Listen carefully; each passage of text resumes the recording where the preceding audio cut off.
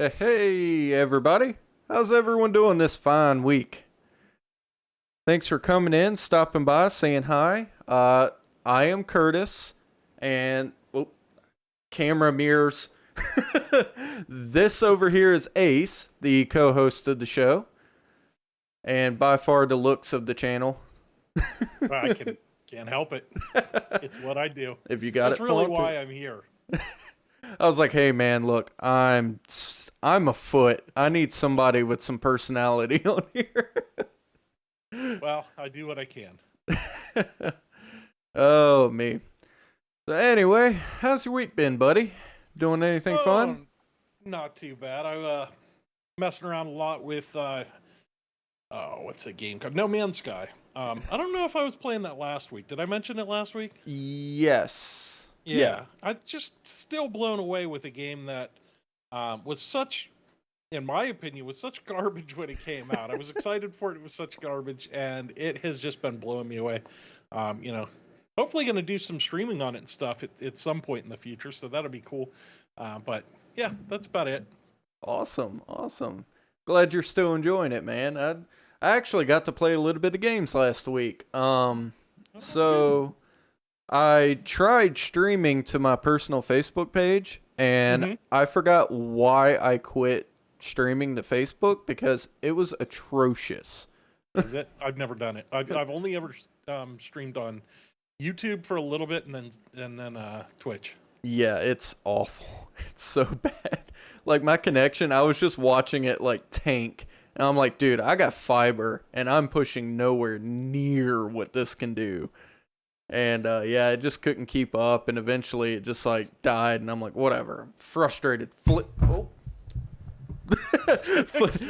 tables, punching microphones. Threw your microphone across the room, and that was it. No, I can't imagine why. Well, I know why. People like Ninja. He left for Mixer and then went to Facebook for a little bit. I can't imagine why anybody would do Facebook. I've never once met a person who's like, you know what? I exclusively watch streaming on Facebook.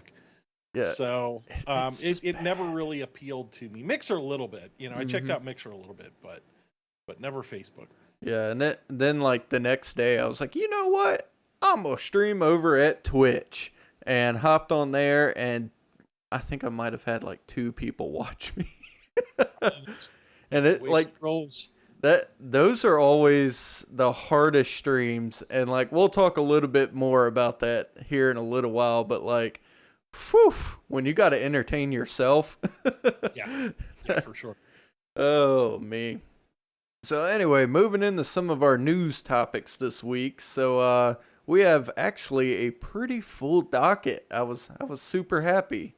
And I dropped the ball today. I was the one with 2. It's all good. I want to start this out because I'm always gushing about the Mr. Project. For good reason. I'm like a huge fanboy. And so a little while back, I think I actually talked about it on the podcast. A individual was working on a PS1 core. Well, they've actually made some pretty good progress. And on Twitter, that's going really fast. It was not going that fast. Catching up.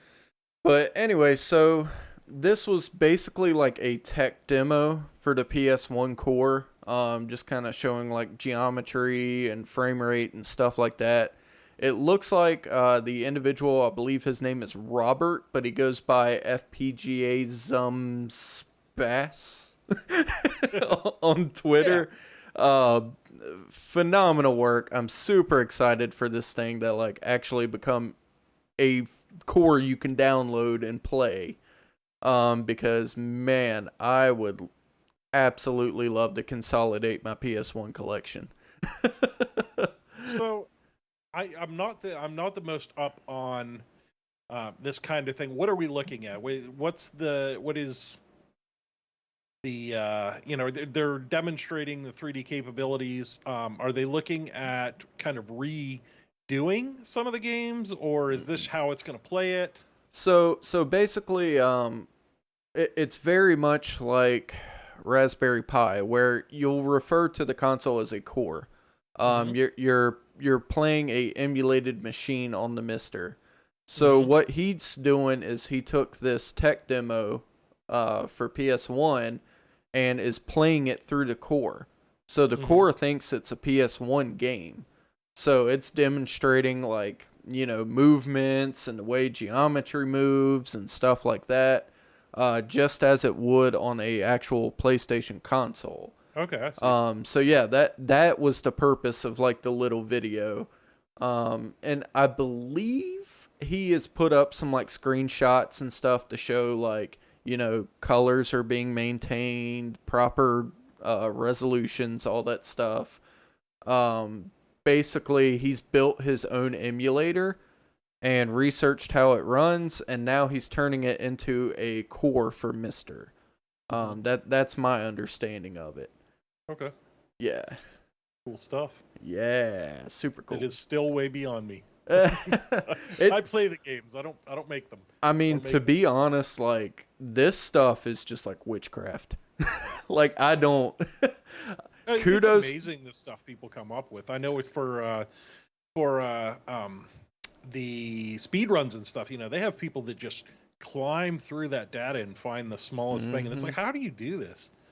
But yeah, so this stuff is amazing to me. I don't even pretend to try. To understand it. Same here. That's why I'm like, I think.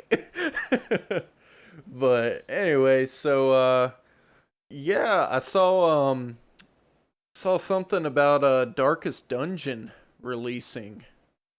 Yeah, Darkest Dungeon 2.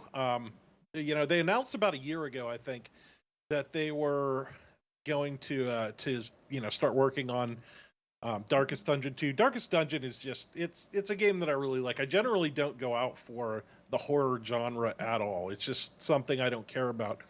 But what they've done with Darkest Dungeon 2 is just, in my opinion, made a game that kind of stands alone. And they're coming out with a second installment. The big news, though, is that they finally announced that it is going to be in early access on October 6th. I believe. 26th. No, go ahead. October 26th. Oh, October 26th. Yeah, I said 6th.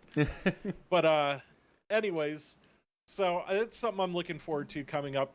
They said they're going to turn it into more of an Oregon Trail road trip from hell.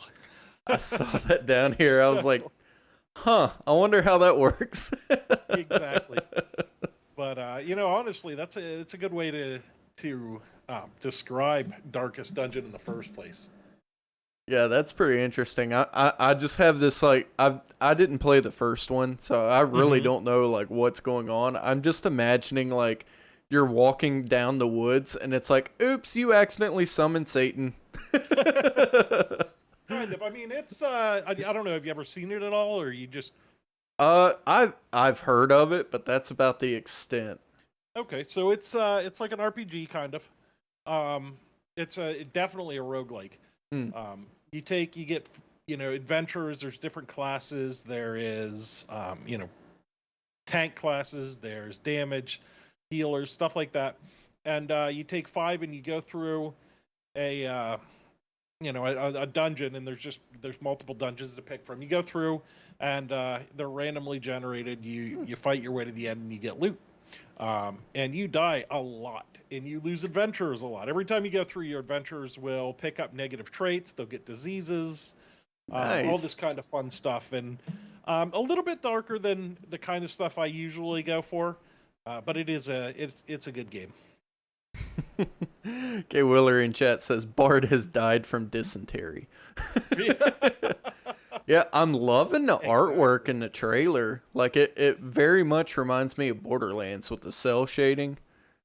Yeah. I mean, it does kind of have that feel a little bit. Again, I hate to beat a dead horse, but a lot darker. Yeah. But that type of a feel to it, I guess. Cool. Yeah. Another interesting thing I saw. We were talking a little bit about Twitch at the beginning of the stream and stuff. Well, as some of you know, a really common issue that's been going on are hate raids. And from my understanding, again, like I'm still very green when it comes to Twitch, but my understanding is basically somebody comes into your stream via raid and basically just spams hate, like whether They it's beat you up. I've never had one. Yeah. I've seen them though, and they're pretty awful. Yeah, well, And oh, sorry, go ahead. now the thing with them is the reason why this is such an issue over your typical, somebody coming in and just being being troublesome, is your mods can't possibly keep up with it to go through and try and ban this. You've got hundreds of people coming in just being offensive, calling names, swearing, you name it, and it really ruins the vibe for everyone. So, that's why this is such a big deal over like, your normal just, troll coming in and causing some problems. Yeah, and I have seen a video from a gentleman named Kanoa Daddy, and he came out with kind of a, not how to prevent this from happening, but in case it happens, if you're running any sort of chat bot, what you can do is have that bot take control via a hotkey and just disable your chat. So they're using your chat in order to spread the hate and spread the anger. And if you take that away, it just makes them powerless. Unfortunately, It kind of kills it for everybody on the stream. But you can set it for durations. You can set it for, 5 minutes. Because chances are nobody's going to hang out for 5 minutes. And just to sit there and post hate. They're going to go on to the next thing. Or you could do it 30 minutes. Or you could just be like, all right. Whole stream. But there are defensive measures you can take, like please don't let this ruin streaming for you. Don't let this ruin like the community you're trying to build. Like there are ways to help with this. And it looks like, according to this article, that Twitch is actually taking strides and trying to combat this. There's only so much they can do.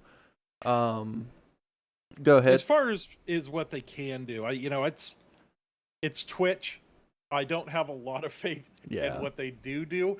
But that being said, if somebody's a smaller streamer, I've never heard of one case where somebody with, 25 viewers had somebody. Nobody cares enough to take the time to bring in 1,000 people and sack your channel. So this is only something that is going to happen to a bigger streamer.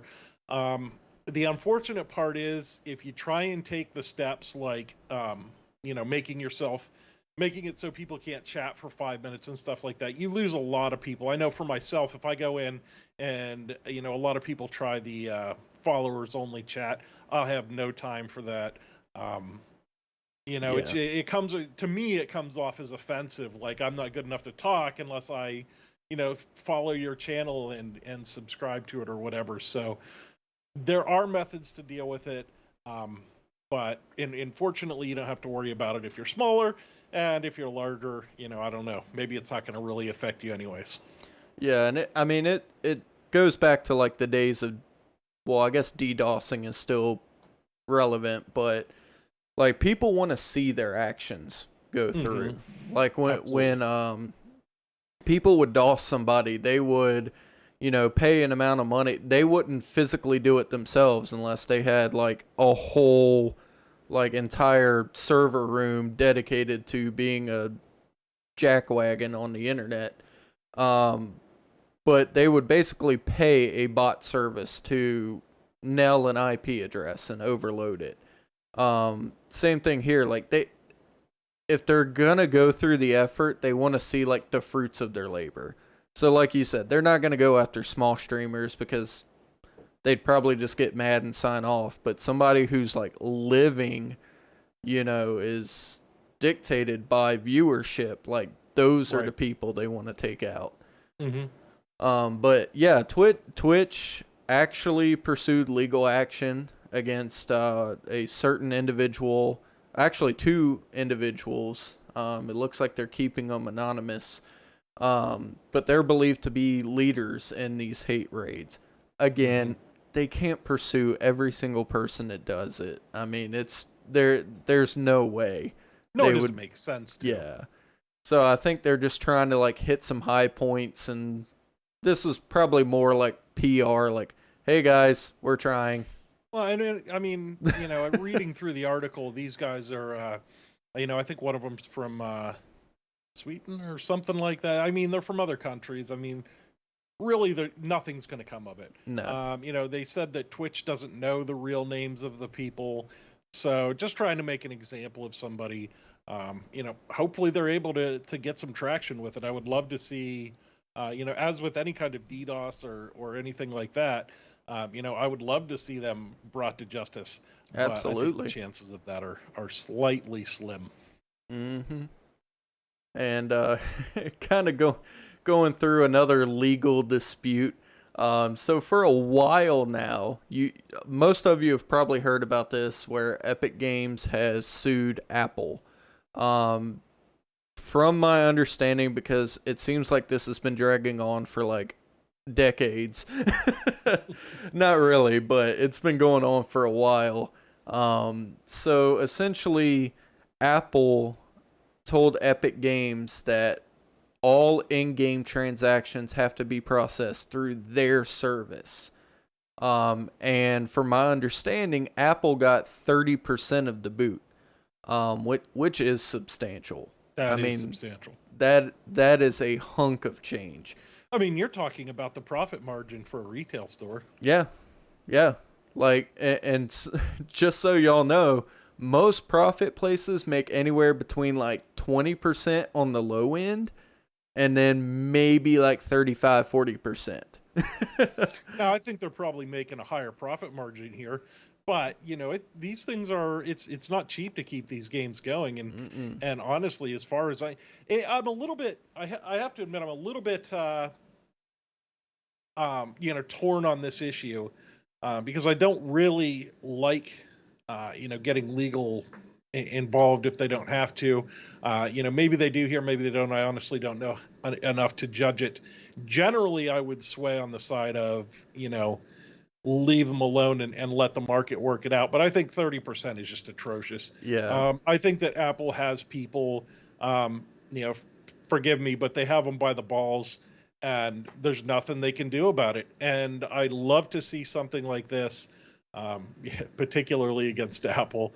And overall, I think it'll be a better situation for everyone. Now, honestly, the judgment, I think they said that. That Apple could no longer dictate what store that you go through, but they basically lost out on every other front.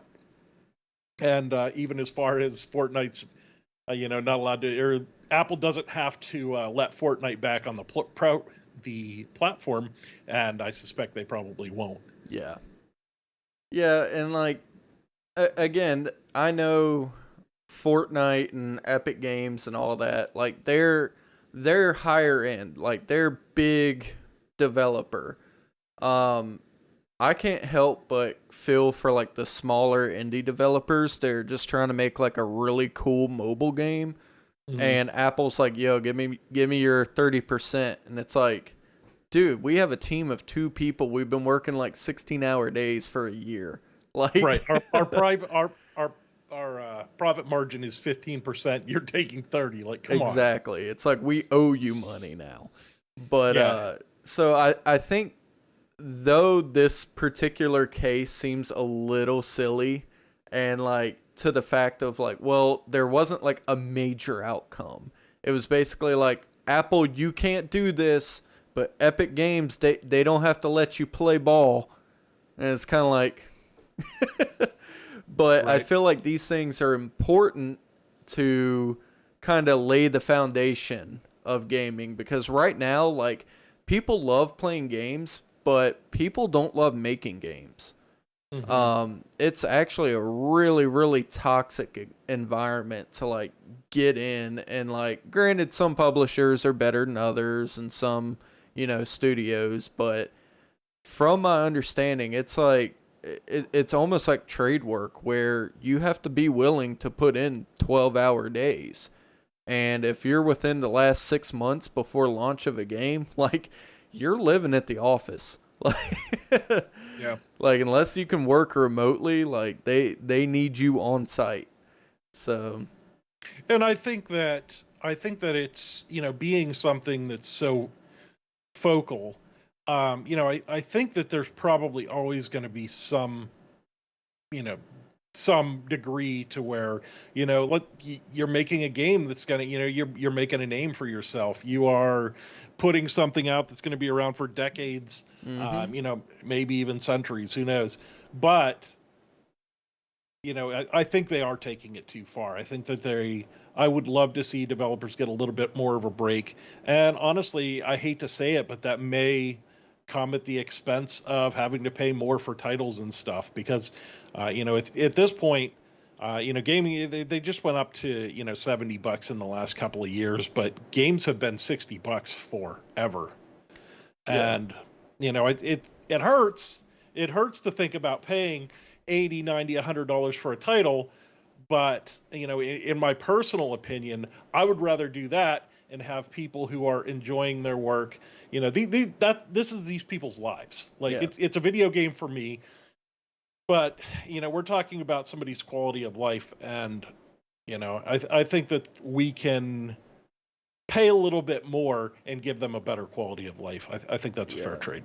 To a point. And there have been games, like, as I've been researching, like, some of the retro game history, stuff like Phantasy Star 4, I think was like $75 when it came out.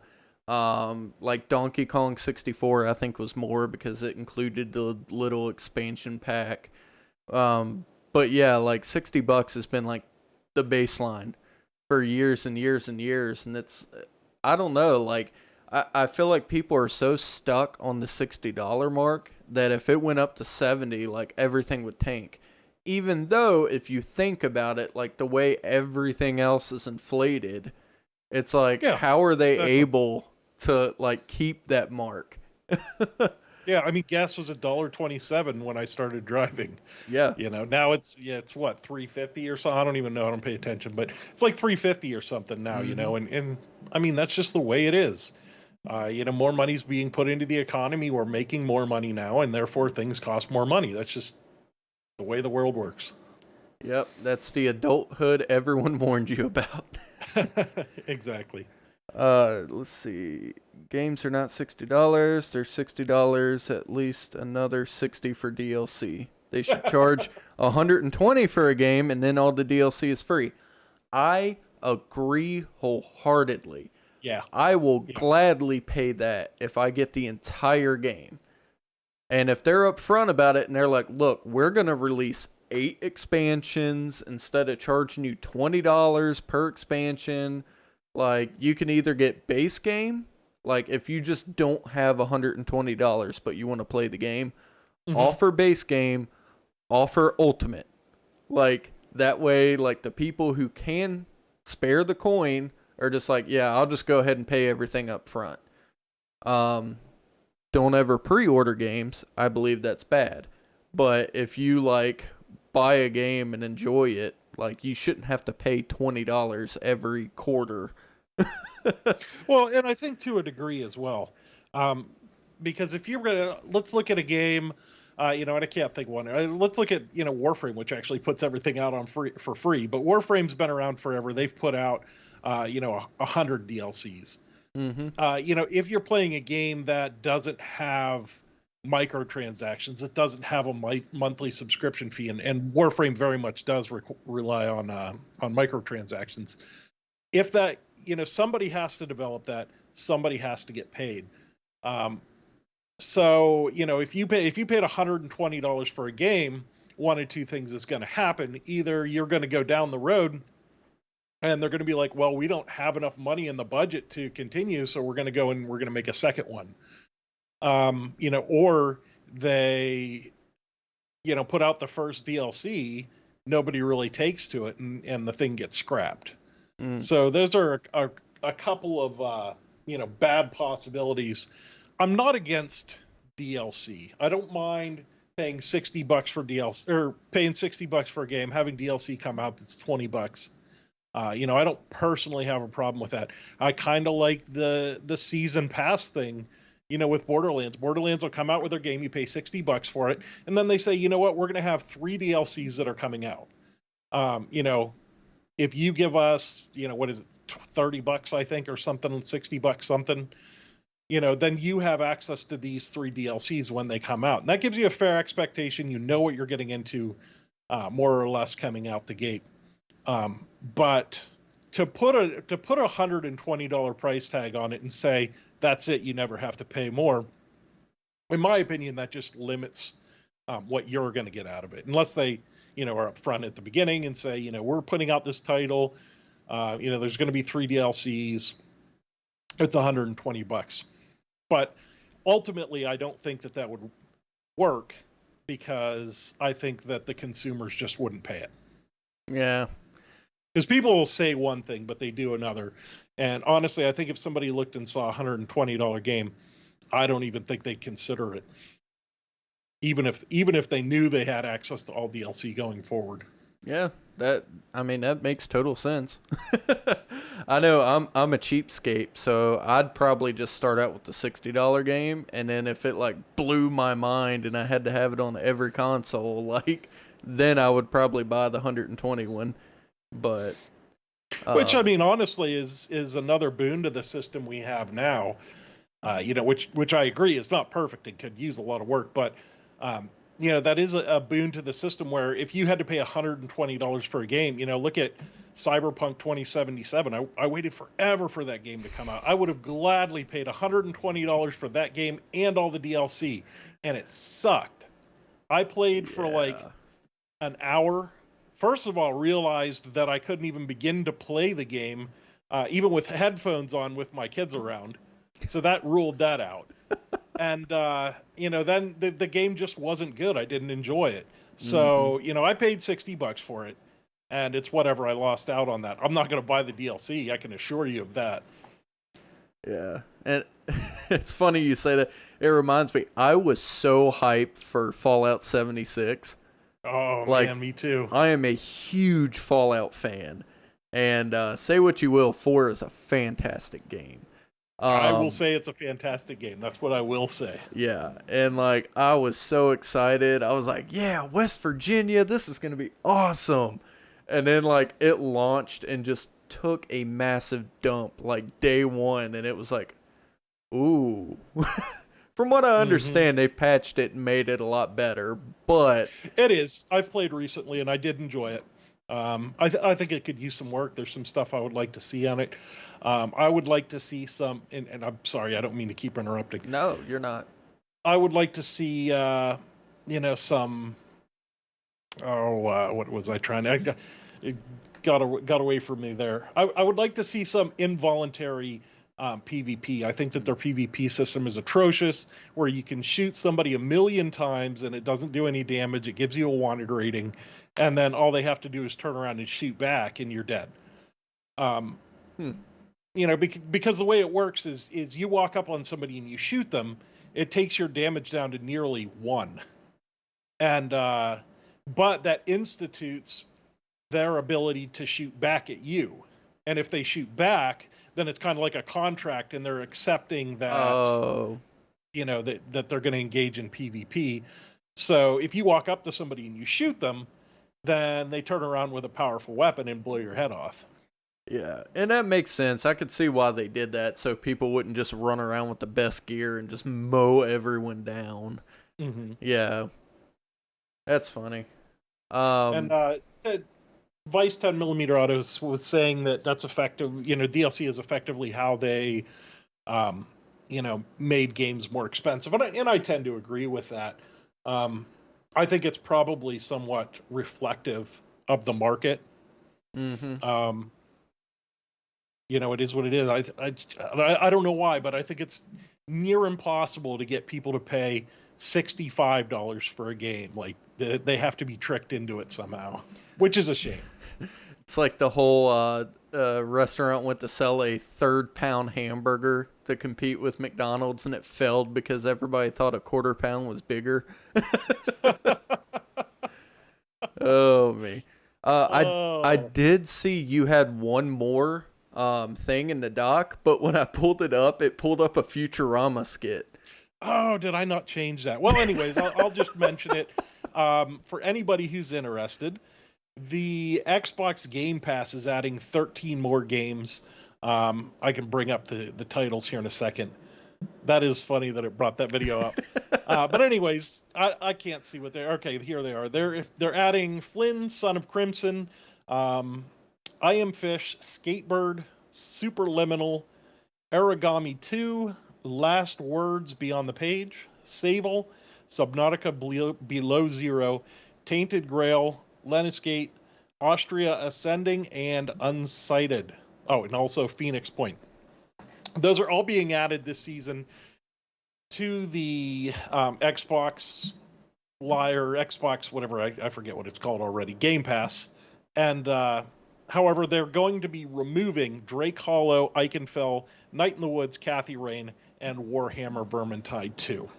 So for those who don't know, the Xbox Game Pass, you basically pay, I think it's like $15 a month, and you have access to all of those games streaming, both on the console and on PC.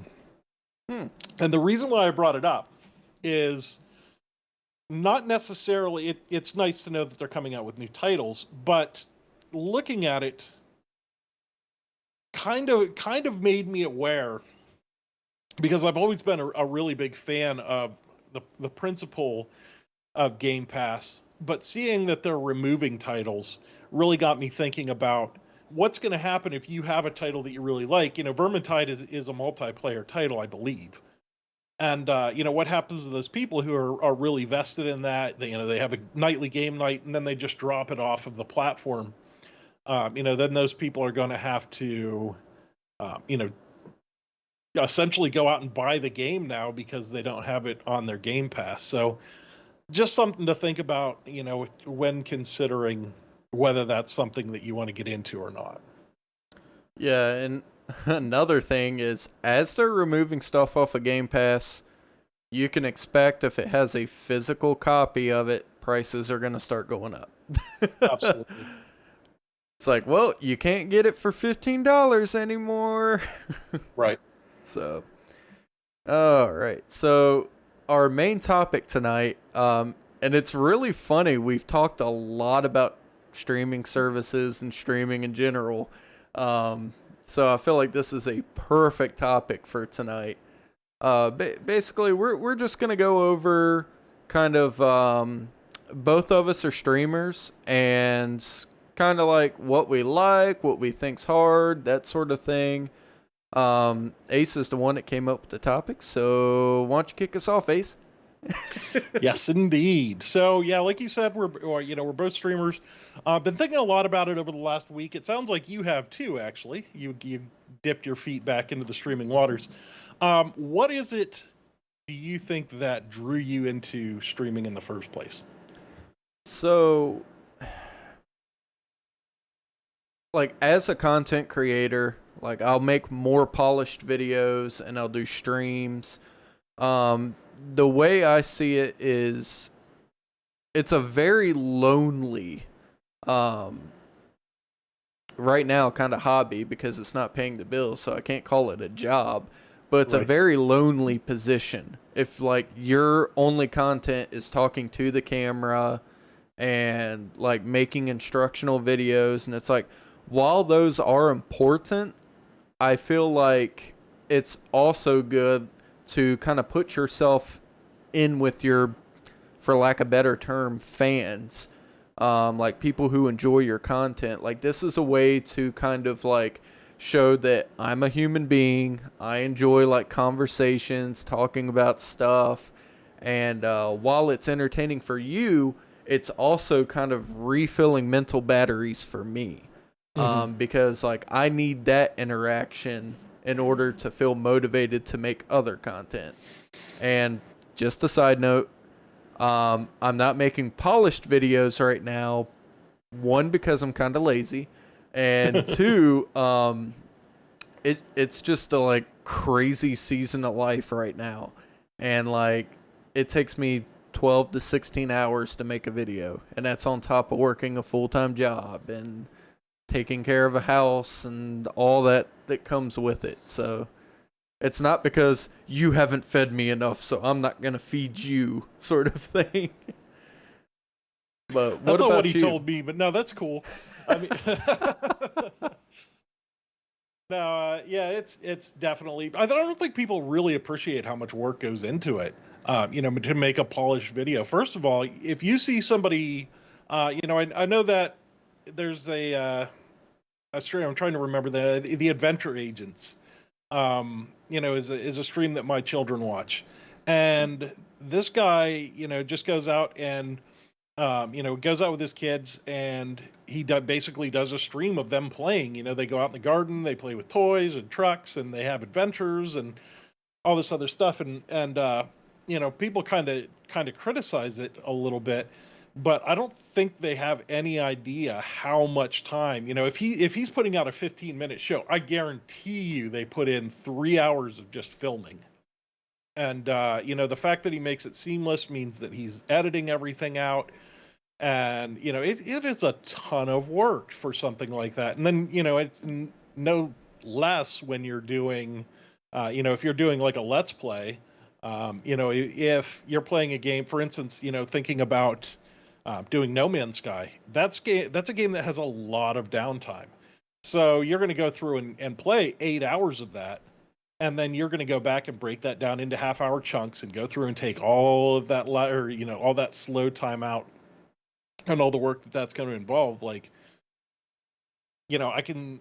Well, first of all, you're a slacker. Second of all, I understand why, people don't have the time to get into it. But yeah, as far as I couldn't agree with you more. Getting back on topic, I guess. When you're trying to, when you're gaming all the time, it does put you in a situation where you're just kind of, and as I imagine, especially with retro gaming, there's no, multiplayer retro games out there really that are, online. Really. So, you're basically holed up in your room and, exactly, you go to work and you come home and you do your stuff and you play games, and at no time are you really like socializing. So it is nice to have that social aspect and kind of flex those muscles a little bit. Yeah. So what do you do prior to when you're getting ready to stream? What do you just hop on and turn on the lights and you're ready to go? Or what do you like to do beforehand to get ready for that? Kind of got to give some backstory to that. So it has taken me a long time, like 2.5 years, to try to nail down like somewhat of a decent stream. To the point like I completely redid this room, and I was like, when I did it, I was like, all right, I gotta have priorities. Like, this is how my setup needs to work. This is why I need it, and how do I accomplish it, sort of thing. So it was like, so I film and I stream, so the room has to be set up for that. So like, desk in middle of room, camera in front, backdrop. If I want, I can turn, make that like a nice back wall. I can turn around, have the cool Game Boy fridge behind me, like vice versa. I could put the camera back here, film this way. So it took a lot of planning. And now I can go from filming to streaming in maybe like 5-10 minutes. Mm-hmm. It's super like down pat. Camera's on a battery pack on a tripod. I have a light hooked to that. So literally it's just like pick it up, move it, turn it on. Microphone, it lives over here. So I just like pull it up when I'm done with it. I use a little like handheld recorder for polish videos. Go to stream, just drop it down, turn it up on my soundboard here. Good to go. So as far as prep work, now it's super easy. Super simple, like takes no time to set up and get rolling. The hardest part is making sure these retro consoles play nice with my capture card. Not to mention you have to blow in the cartridge once in a while. I remember. Oh man. What about you? like how is your prep session? I think similar. And obviously the lighting in my current office, I just moved up to this office for this podcast. So I've been up here for a few weeks, but I do need to do some more work on the lighting. But similar. It was a lot of work in the beginning, and actually there's still going to be work. I want to repaint. This used to be my son's bedroom, and he moved into a different bedroom, and so there's still a lot to do. I got to repaint the walls, and actually, the color I was going to paint it is because it's the same color as our bedroom, and I was just looking. It's almost exactly the same color that's behind you, like the dark gray. So I'll be copying you. Hey, but anyways, they it's a lot of work to get it set up and get it into a good place. But like you said, once you're ready to go, flip the switch and you're on. Well, 10-15 minutes. Yeah. You have to flip the switch, find out that your headset's not working, and then get that figured out. And then your microphone's not coming through, and you got to get but other than those little nuances, it's pretty much just literally what we did right before we hit play. And not for the first time. Yeah, and it's like I've dealt in production for a while now. Some of I lead production with my church. We used to be portable, so it was literally roll up to a facility, set everything up, lights, cameras, soundboard, equipment, and then tear it all down and take it home, and do it week after week. So luckily I'm pretty proficient with making sure my cables are rolled properly, so when you grab them, you just throw them and they go across the room and you can plug them up real quick. But yeah, it's still a circus to get everything just right. Yeah. There's always going to be those little tech demons.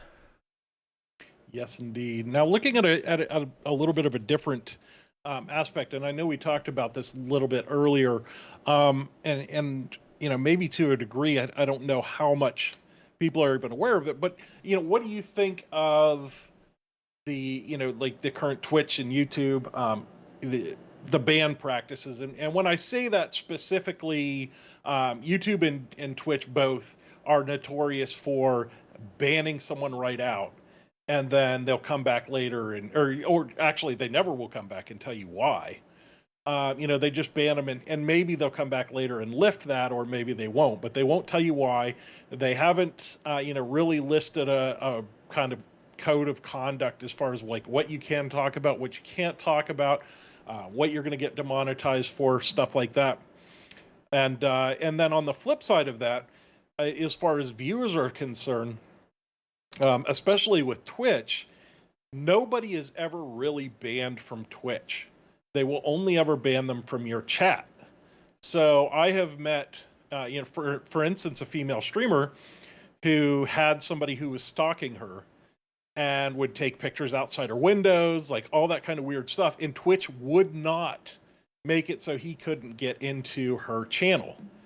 He wasn't allowed to talk in the chat, but he could still watch her streams and cause her no end to problems.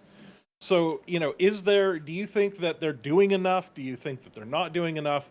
And then, are they doing too much on the stream? That's a lot for one question. We probably should have broken that up into two. That's fine. Yeah, we'll probably have to break that up because we're going to end up rabbit trailing all over the place. So absolutely. So let's tradition. Start with then. Let's start with how do you feel about them banning streamers and not really telling them why? Do you think that's necessary, or do you think that that's just? So I think they keep things pretty convoluted on purpose. So I can't speak so much on the Twitch side just because I have this much experience with Twitch. Mm-hmm. But on YouTube, I've had stuff copyright claimed and, nothing struck. I actually got a strike on my channel. Right. Otherwise I wouldn't be live streaming right now. But, I have had stuff demonetized for dumb reasons. The very first time I streamed, I played Borderlands 2, and the intro music, immediately got me demonetized. Cage the Elephant. It's one of my favorite songs. Yeah, and I was Borderlands 2. No, that was a different song. Sorry. Yeah. And like, actually, no, it was the original Borderlands. So yeah, it was Cage the Elephant. And yeah, I was just like, what the heck, guys? Like, I'm playing a game on your platform to generate like audience retention and stuff. Like, cut me a break. And they're just like, nah. But yeah, I think they're purposefully keeping it gray because the way the internet moves so fast, and like one day, like something will seem like the biggest issue in the world, and then the next day, like that's small fish compared to what's going on now. Like, I think it's a way they can kind of keep things open. So they're not like constricting themselves like, look, if you do this, this, this, or this, you get demonetized. Mm-hmm. They will not give you a reason why you've been demonetized. So if you contact them and you're a partner, like you're assigned a person, I haven't met mine. I don't know. Maybe they watch my channel. Maybe they don't. I don't know. It's me. Right. But yeah, so they're supposed to review all of your copyright claimed things and be like, oh, okay, and kind of be the intermediary, like, point of contact between YouTube and you. That communication is so muddy. Like, so muddy. Like, half the time you'll get, like, some canned automated response that makes no sense to what you even asked. So you're like, okay, obviously they're just like going down the chart at this point and like typing it out. But yeah, I think they're doing this on purpose so that way they can kind of like move with the times without seeming like they're constantly retracting like what they're saying. You'll find, and again, this is not a political thing, you'll find politicians do the exact same thing. Like any sort of public figure sort of thing, like they never give you a direct answer. Right. Like they might answer your question, but at the end of it, if you go back and think, you're like, huh, yeah, I guess they really didn't tell me what I needed to know.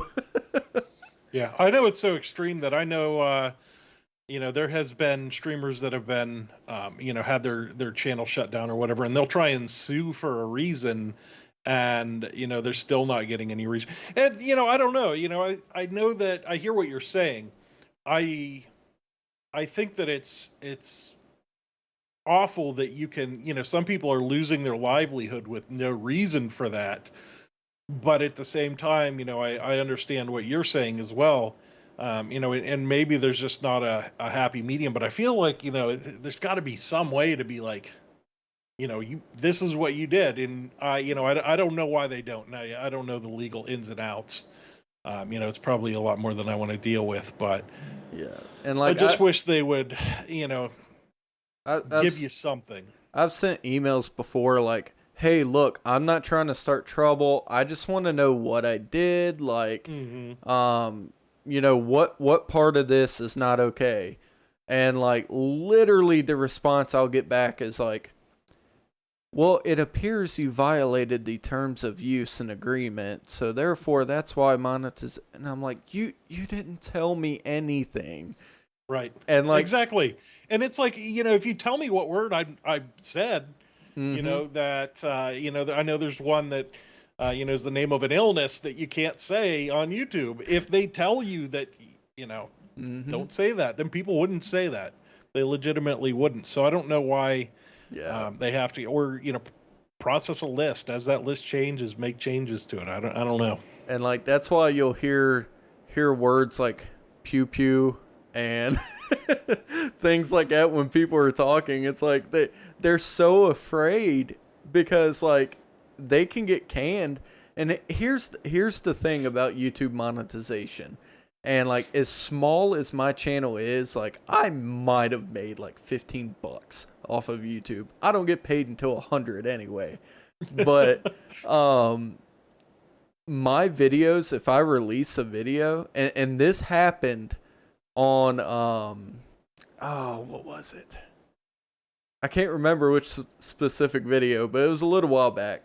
I released it. It got a copyright dispute, and a company was saying that they wrote the music to the song that I used, which was bullcrap. I got my music off of Epidemic Sound, so all I had to do was like show them the receipt, like I got it from here. But just where that little bit of time, maybe a half day, where it was considered like demonetized, I got no views on that video. Like it screeched to a halt. And I've even had subscribers that are friends tell me it didn't even show up in their feed. And if you ask somebody about that, it's like immediately denied. Like, oh no, like if someone subscribed to your channel, like it shows up. And it's like people are saying like, no, it legitimately wasn't there. Same thing. I've had people tell me that they've automatically been unsubscribed from me and had to resubscribe. And it's kind of like, what the heck, guys? And again, no rhyme, no reason. Who knows? I don't know if they know. At least I did actually get an answer one time, because I had, probably like 10 people all at once that, I just dropped like 10 subscribers on YouTube. And they basically said, oh, we were going through weeding out accounts where there were, whatever, people who were bots and stuff like that. So at least I got an answer on that. So to some degree that happens. And we did lose some legitimate subscribers when that happened. I don't know if maybe somebody hijacked the account and was using it or something like that. But, so that stuff definitely does happen.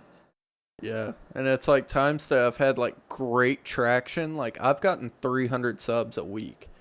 And like then it'll start to like go up, and I'll be like here recently I was stuck on 7,500 subs for the longest time, and like I could not get over that. It'd be like 7,501 and it'd be like 7,431 and get back up and then drop down, and I'm like, come on guys. Right. But yeah, I have heard of that, and like I've seen on some of the YouTuber Facebook pages, they're like, I had 10,000 subs and now I've got 50. I'm like, you might have been paying for a bot service there, bud.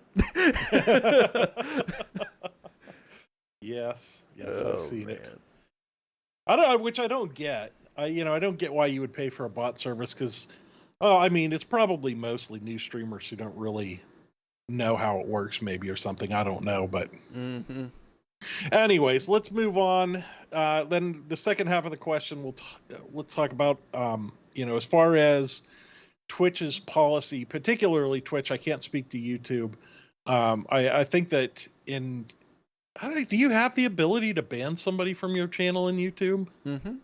Okay, yeah. So I don't know how it works for YouTube, but I know in Twitch, the only thing you can ever do is ban somebody from chatting. You can't ban them from watching your feed. Yep. I can go in. Let's see. I'm gonna try to do this live. If I accidentally ban you, just ban everybody in here. Sorry, guys. Yeah, ban K Willery, who's been like the most loyal. Yeah, so I can go up to the comment and I can report it. I can pin it. I can hide the user. So basically, like, they're not even here. I can put them in timeout, and then like I can just flat out ban them. Yeah. So it sounds like you have a little bit more control on the YouTube side. But you have to, you have to physically do it on YouTube. You can't do it through OBS or like anything like that. Which is fine. I mean, I'd rather have the controls on OBS, but my luck, at least you have an option. I'll accidentally hit a macro and just like wipe everybody out. It's like, well, guys, I gotta start a new channel because I can't remember who all I banned. Right. But thankfully, I've only had to ban maybe like one or two people. Just people who come in. If you're hateful, I'm not even gonna acknowledge you. Like, Yeah. I'm just gonna get rid of you, and like you're gonna disappear, and life's gonna go on. And honestly, I think that is by far the best approach. As somebody who may or may not have been a troll at multiple times in his life, nothing was more frustrating, or not frustrating. I guess I didn't really care that much, but nothing was more defeating than to go into a channel and try and raise somebody's ire and they just aren't having it. It kills it. And honestly, it ends it real quick because I have no desire. I was impatient. I was young. I had no desire to sit there and wait for this guy to react. Like, I can go to the next channel where I know somebody's probably going to react. Mm-hmm. And, so, yeah, I don't know. Yeah. And the first time I found out about bots, because you can set bots up to like ban people if they use certain words and stuff, and like I would go in there and like try to like get in my buddy's chat and like see what I can get away with, and it'd just be like, boom, you've been banned. I'm like, dang it. So I'd be texting him like, hey man, can you put me back in? But yeah. I'll tell you though, after streaming for a few years off and on, I have met some interesting people who have gone through some interesting, lengths. I had one guy that he came in and, I got to know him a little bit and we would chat all the time. And then one day he just started, being a bad person. Can't think of a good way to say that. Just started trolling hard, and I was like, "What's going on?" So I was like, "All right, well, I'll ban him and figure this out later." Well, he comes back and he's like, "Oh, please unban me. It was my younger brother's account, and I was just messing around, so I unbanned it." And he came back, it was like 2 months later, did the same exact thing, and then had a different story as to why. And why spend that much time in somebody's channel just to come in and cause problems? That's right. It was just a waste of time on his part because it took me 2 seconds. And, I've always been, like I said, the best way is just to not feed it. So, if somebody comes in and I'm sure they're being a troll, it's just ban them and move on. Yeah. And I think that kind of ties into like the enjoyment of streaming too, is it's like, as I said in the beginning, like I do this because like y'all feed me, like through chat and stuff. I love interacting with people. I love meeting new people. Honestly, I was the most introverted person in the world. Like, did not talk to anyone unless like you were in my group of friends. And then like I started doing YouTube, and suddenly it like, I guess, took my shell off, and now I just love talking to people.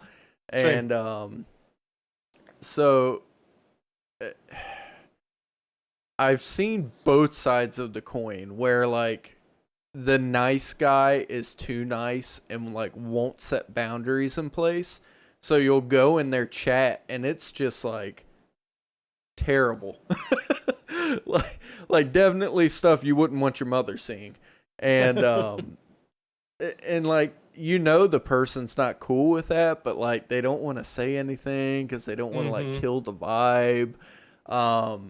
I when we were doing the podcast before, I had a manufacturer come into the chat and say something like vulgar, and I had to call him out like on stream. I'm like, hey man, you can't do that. And then he like never went and chat again.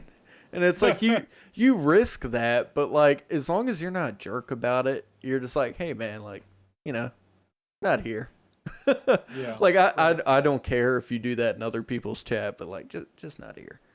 Yeah, and I think there's a general code of conduct that most people will, you kind of get into a channel, you start with a baseline, and then you kind of, take easy steps toward worse and worse. And I think that's where most people go. I can't think of too many people who I've had in my stream who I didn't at some point have to be like, all right, that's the boundary. Let's reel it back in. Exactly. And usually they're pretty good about pulling that back. And then, you set a baseline with them and everything's fine. Some people really rebel against that. I randomly had this one guy, Really, I can't remember his name. I wouldn't give it if I did. But anyways, he would come in and he would chat and we'd have a great time. And one day I'm trying to remember the developer. I want to say it was Blizzard. I don't remember. But anyways, I said, I'm looking forward to this game coming out. And he's like, oh, I'll have no part of anybody who has anything to do with that game. And I was like, oh, you don't like, the developer? And he's like, no. And if you're going to play that game, I can't watch your stream either. And I was just like, well, if that's your prerogative, that's fine. I'm not going to change the way I play video games because you don't like that developer. And, some people are real sensitive about, that kind of stuff. And I know that's a little bit off topic, but. Oh, no. Like, and again, that. If you're going through life and you're that wound tight, like, you gotta get that fixed. It's like your blood pressure's gonna skyrocket and your head's gonna pop one day. Like, exactly. I don't know if you ever watched How I Met Your Mother, but they talked about the circle of anger, or circle of rage, or something like that. Your boss gets mad and yells at you. You yell at your kids go to school and yell at whoever. And but maybe you were just part of the circle of rage that day, or must have me been. Rather. And it's like there's been days where like I've just wanted to explode. It's like, but you just gotta have that control, like especially if you're talking to people on the internet, because like most people don't realize context is gone using just words on the keyboard. Like, you cannot tell emotion behind any statement. And, like, luckily, I'm a pretty relaxed guy. Rarely do I ever blow up. And chances are, you can call me every name you can think of in the chat. One, I'll probably just ban you. Two, like, it's words on the screen. Like, I know who I am. I know what I stand for. There's nothing you're going to tell me that, like, destroys me as a person. It's like... Right. Yeah, and I think I completely agree. And actually, when I'm streaming, I'm usually a lot more tolerant about somebody, saying something about me than being rude to the other people in the chat. It's pretty hard to get a ban, out of me as a person who is well over 300 pounds. I've had quite a few people come in and be like, "Oh, you're fat," and it's like, yeah, I know this. What's your point? That kind of stuff is probably not going to get you a ban. Those people do usually end up getting banned because they're just trolling. But whatever. Yeah, I feel you there. Quarantine has not been nice to my figure. It's like everybody talks about when you go to college, you get the freshman 40 or freshman 50. And it's like, I got the quarantine 50. Yes, easy. Yes, indeed. But, yeah. Wasn't there a third part of your question? Well, there wasn't, but moving on, kind of what we're talking about, in addressing that, I don't personally think that hardest part of streaming is dealing with trolls and stuff. I think that's a very minor part. I think you expect it when you put yourself out there. I think you generally expect people to react that way.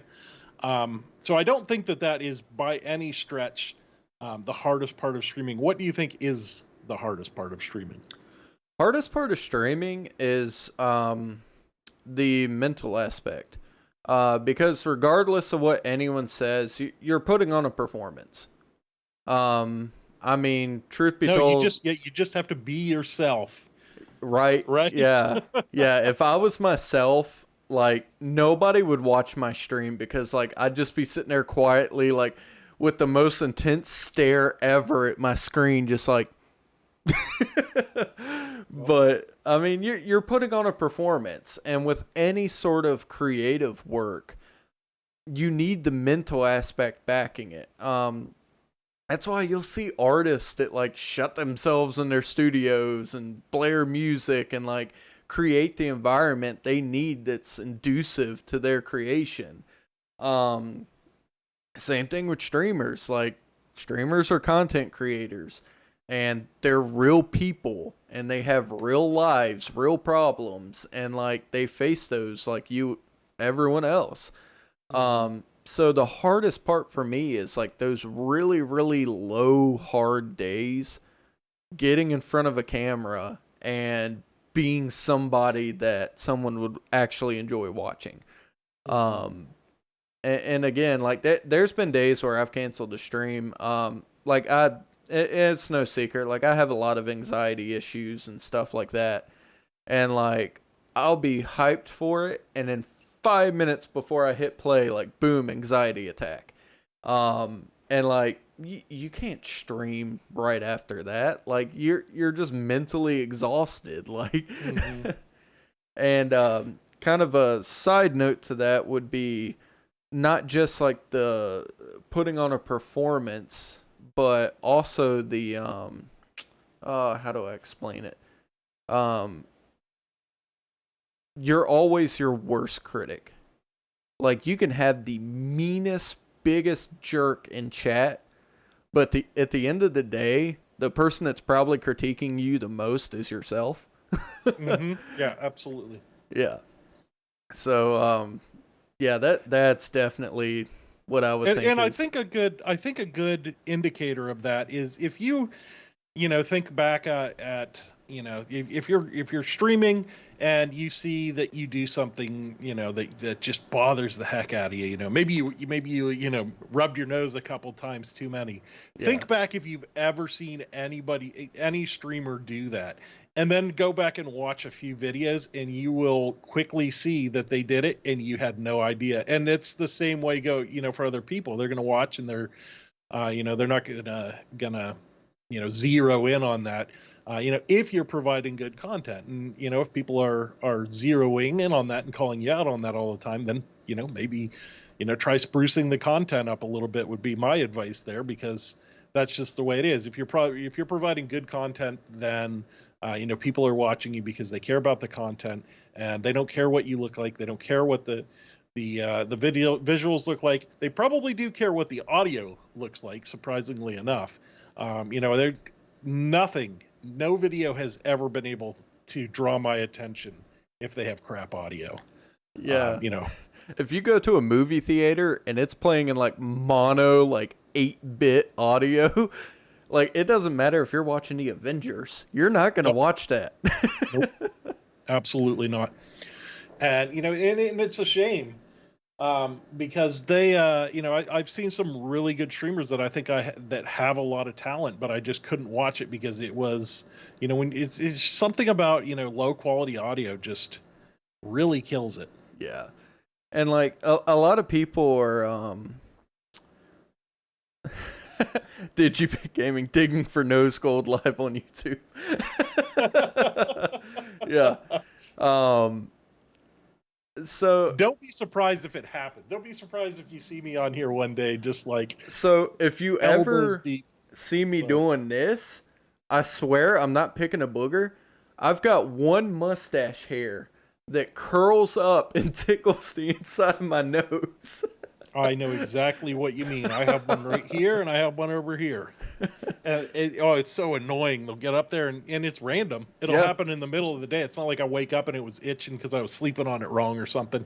Mm-hmm. It will just work its way up and it starts tickling and it will not go away. And so I used to play, and this is a total rabbit trail, but I don't care. I used to play baseball when I was young.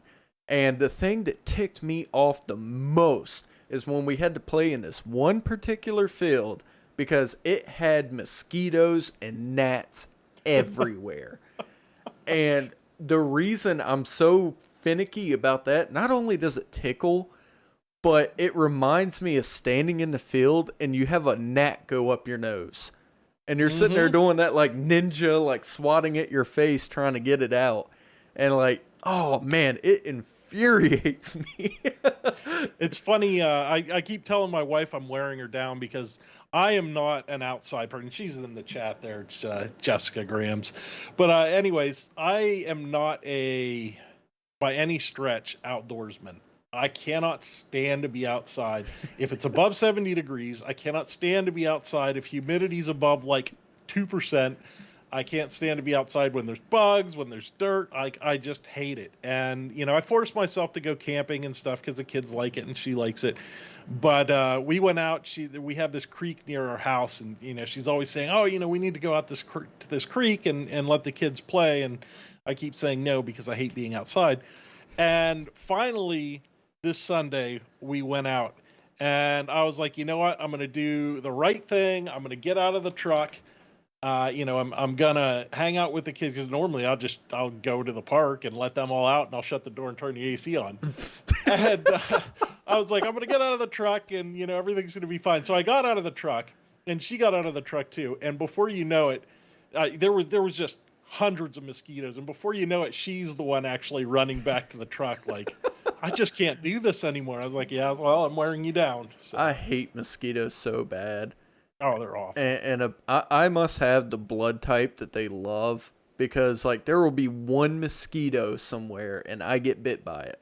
Yep. Oh, me. But well, I think that we probably have come to a natural stopping point with that.